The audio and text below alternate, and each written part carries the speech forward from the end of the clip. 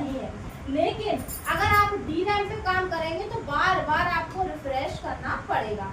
इसलिए आपने देखा होगा हम कंप्यूटर पे जब वर्क करते हैं डायरेक्ट जाके जल्दी F5 कर देते हैं। F5 मीन्स रिफ्रेश, शॉर्टकट की होती है। क्लियर है? तो हमारा कंप्यूटर जब वर्क करने में थोड़ा रुकावट आता है वो किसकी वजह से आता है?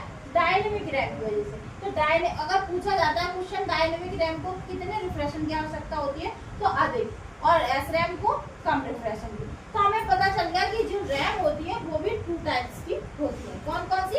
एक रैम और एस रैम और डी रैम। क्लियर है? तो हमें ये दोनों रैम पता चल गई। और ये भी पता चल गया कि रैम जो होती है वो अस्थायी होती है, मतलब वॉलेटाइल होती है। क्लियर है? अब हमें इतना कुछ पता चल गया। अब हम जानना चाहते हैं कि जो हमारा रोम है वो क्या है। तो रोम एक अपवाद है। क्या है? रोम एक एक्सेप्शन है, अपवाद है। कैसे? कि हम जब भी कोई काम करते हैं, हमारे जीवन में भी कई चीजें ऐसी होती हैं जो बिल्कुल सही काम करती है लेकिन कभी कभी वो नहीं करती है, तो वो कहते हैं ये तो अपवाद है। तो क्या होता है ये अपवाद? क्या है कि इसमें जो डाटा है ये किसका पार्ट है? प्राइमरी का। और प्राइमरी कैसी मेमोरी है हमारी? अस्थायी। अस्थायी है, इस चीज पे गौर करना। अस्थायी है तो इसमें डाटा कुछ समय के लिए होना चाहिए, बट इसमें कुछ समय के लिए नहीं होता। इसमें डाटा परमानेंट से होता है। कैसा होता है? और जबकि अस्थायी किसका है? अस्थायी का। तो एग्जामिनर हमेशा क्वेश्चन यहीं से पूछता है। बच्चों को ये लगता है कि प्राइमरी का पार्ट है रोम, तो ये कैसा होगा? अस्थायी होगा। और ऑप्शन में दे देंगे नॉन वॉलेटाइल, वॉलेटाइल का इनमें से कौन सा है? तो रैम दे देंगे, रोम दे देंगे, और हमारी साइड के अभी नाम हम जो बताएंगे वो दे देंगे। तो हमें छांटना है कि रैम तो है हमारा वॉलेटाइल लेकिन रोम इसका ही पार्ट है, तो रोम पे हम टिक नहीं करेंगे क्योंकि रोम कैसी है? अपवाद है। कि इसमें जो डाटा जो हमारा कंप्यूटर निर्माण होता है, जब हमारा सीपीयू बनाया जाता है तो रोम को लगा दिया जाता है तभी, और लगाने के बाद उसे फ्यूज लिंक के जरिए जला दिया जाता है। मतलब उसमें जो डाटा भर दिया है उसको हमने क्या कर दिया? जला दिया। आपने देखा होगा कंप्यूटर चालू करते हैं हम लोग तो सबसे पहले कौन एक्टिव होता है? बताओ, हमने सारी प्रोसेस बताई है। कंप्यूटर चालू करते ही सबसे पहले एक्टिव कौन होता है? Operating system. तो ऑपरेटिंग सिस्टम है क्या? एक प्रोग्राम है, बताया तो सॉफ्टवेयर है। हार्डवेयर तो है नहीं ऑपरेटिंग सिस्टम, सॉफ्टवेयर है। जैसे हमने मोबाइल को ऑन किया तो एंड्रॉइड ऑपरेटिंग सिस्टम ओपन होता है। जैसे हमने कंप्यूटर या लैपटॉप को किया तो विंडो ऑपरेटिंग सिस्टम। जैसे हमने एप्पल के मोबाइल को किया तो Mac operating system, iOS operating system work करता है। तो ऑपरेटिंग सिस्टम है क्या? एक सॉफ्टवेयर है। तो ये जो सॉफ्टवेयर है क्या छोटे हैं? जब कंप्यूटर को सबसे पहले अगर चालू नहीं किया जाए क्या कंप्यूटर वर्क कर पाएगा?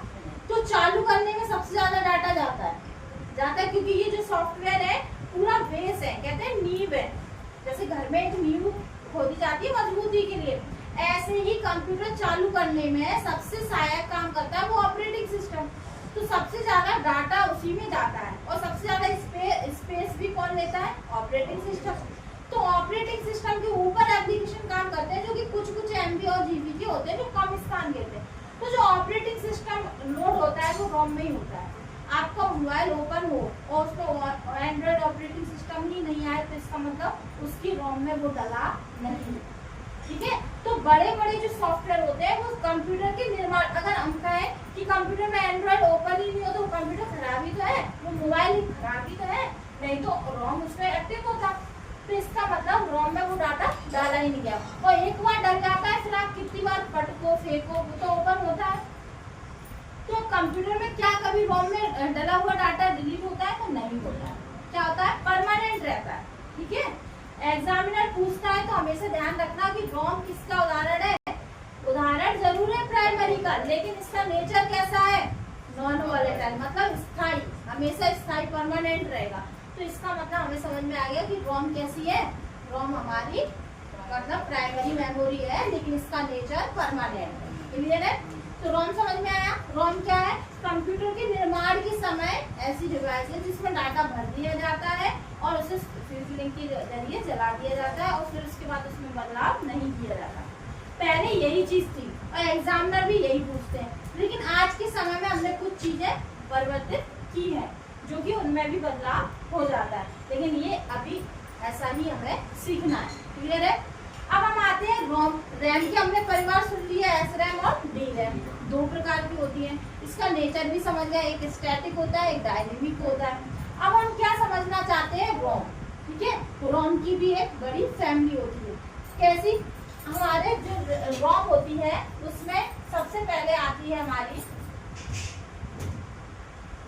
रोम, हमने सुन ली रीड ओनली मेमोरी। रोम के बाद होती है फिरोम। क्या होती है?